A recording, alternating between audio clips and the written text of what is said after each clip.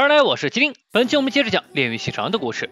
一举消灭了下弦之二的炼狱，成为了鬼杀队新任岩柱，开始了一段灭鬼之路。直到太子郎和祢豆子的到来，那一天收到主公的传呼，前来参加筑基会议，得知要对一位带着鬼的少年进行审判，也就是太子郎。这是炼狱在动画里的首次亮相，站在 C 位，双手叉腰，再配上炫酷的斗篷，彰显着一股浓烈的大哥范儿。甚至在我第一次看到这里时，在心里不自觉的会认为炼狱的级别较其他主要高上一些。在发表意见后，声称包庇鬼的成员明显是违反对律了，要跟鬼一同斩杀。这极端的言论让炼狱的路人缘瞬间跌入谷底。可实际深入剧情才会体会到，同恶鬼战斗至今的他们，对于鬼是抱着绝不姑息的态度，这是刻进 DNA 里的认知，因为他们从未见过不食人的鬼。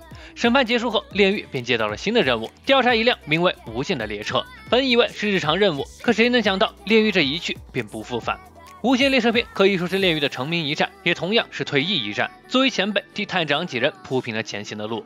上了列车，太长几人就通过炼狱的大嗓门找到了他。刚一见面，炼狱就给太长上了一堂文化课，讲解了呼吸法的演变。在得知了太长的刀是象征平庸的黑色后，表示会对太长加强训练的。似乎他很喜欢照顾人。在几人的嬉闹中，一脸萎靡不振的乘务员引起了太长的注意。但这时列车另一头突然出现了恶鬼，几人的注意力都被恶鬼吸引过去，完全忽略了那名奇怪的乘务员。炼狱当仁不让，一招不知火就将恶鬼秒杀了。那帅气的身子瞬间将太长几人折服，都哭喊着让炼狱收他们为徒吧。本以为是一句玩笑话，却没想到玩闹间，炼狱真的将他们视为了小弟。炼狱大哥这一称号也由此而来。可正当几人欢呼呐喊时，下一刻却突然陷入了沉睡中。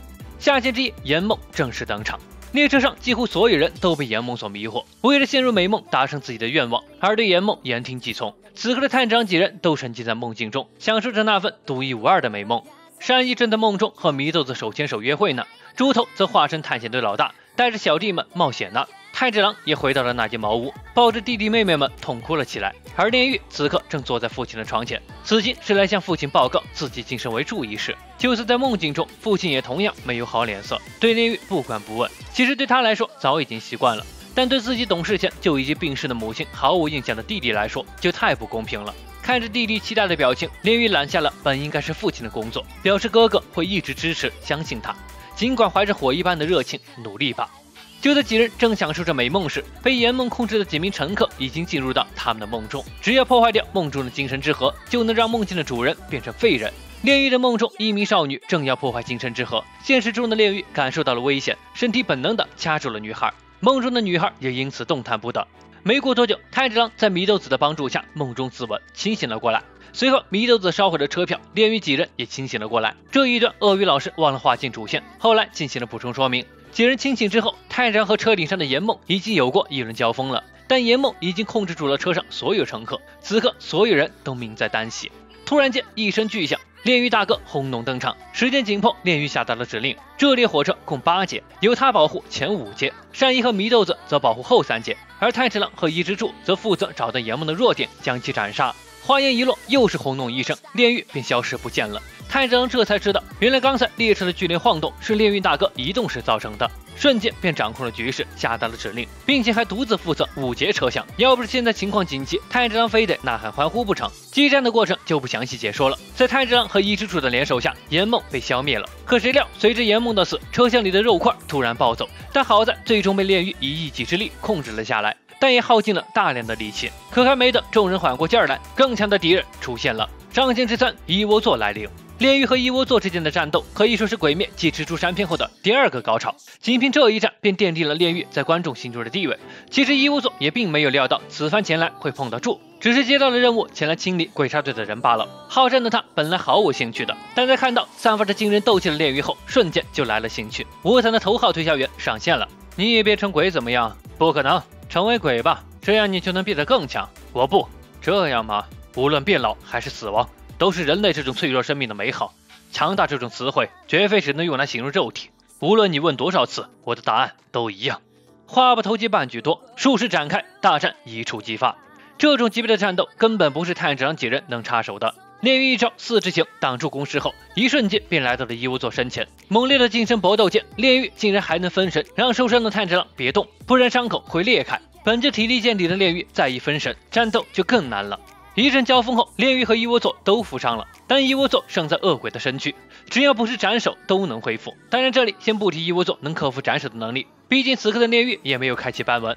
见到炼狱快不行了，猗窝座再次开始了嘴遁，妄图用死亡的威胁来逼迫炼狱。但这时炼狱说出了那份振奋人心的致辞：我会履行身为九柱的义务，你休想杀死在场的任何人。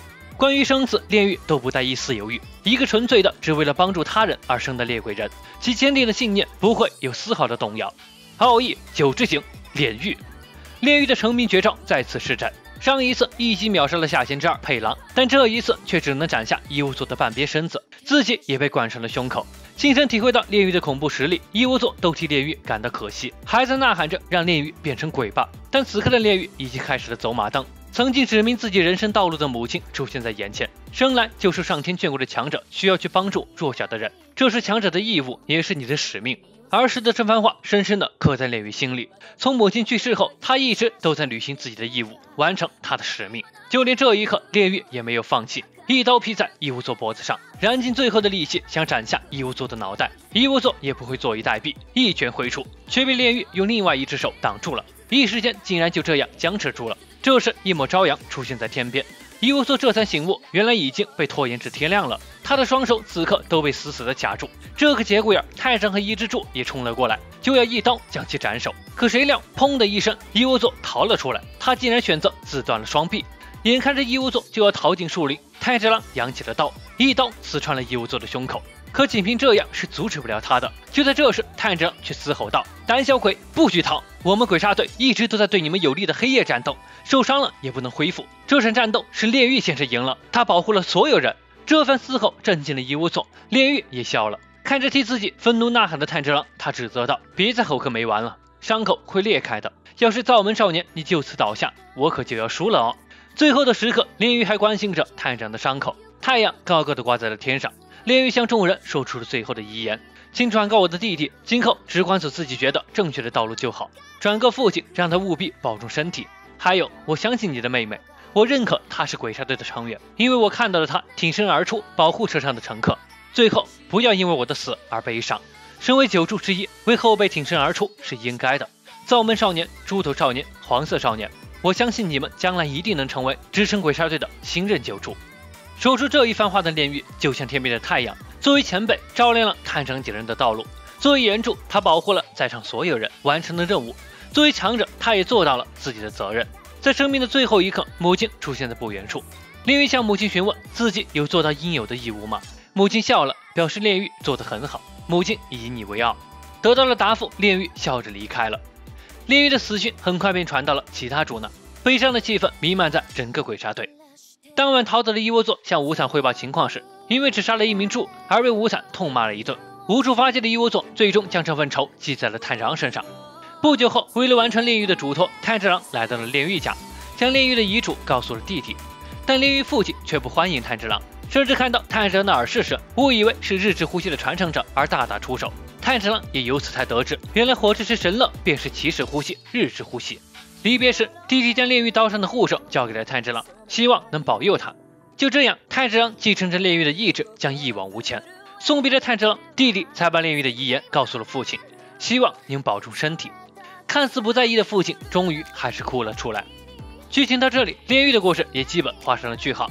后来在武一郎和炭治郎的回忆中出现，也只有寥寥几页。但直到看完整个剧情，炼狱的精神都一直贯穿着全剧。自从经历了猎城任务后，炼狱的意志就一直引领着炭治郎。最终在无限城篇中，炭治郎联手义勇打败了猗窝座，替炼狱大哥报仇雪恨。纵观炼狱这一生，最大的转折点其实是母亲的离去，父亲因此性格巨变，让原本不用很着急的炼狱必须站出来，替家族扛下应有的责任。炼狱没有像伊黑、石迷一样悲惨的过去，也没有像无一郎那般妖孽的天赋，甚至连家族传承的炎之呼吸也得靠自己领悟。就算这样，也丝毫没有阻碍炼狱成为柱。强者保护弱者是应有的义务。虽然这句话看上去对强者很不公平，但对于炼狱来说，就是支撑他一路走下去的信念。这样无私奉献的大哥，不管放在哪部作品里，都是扛起正义旗帜的顶梁柱。好了，那么接下来一些没有讲到的细节，例如剑招等将以 PPT 形式播放，片尾还有大家的新的评论。那么本期视频在接下来的资料解释后才会结束。我是秦，我们下期见。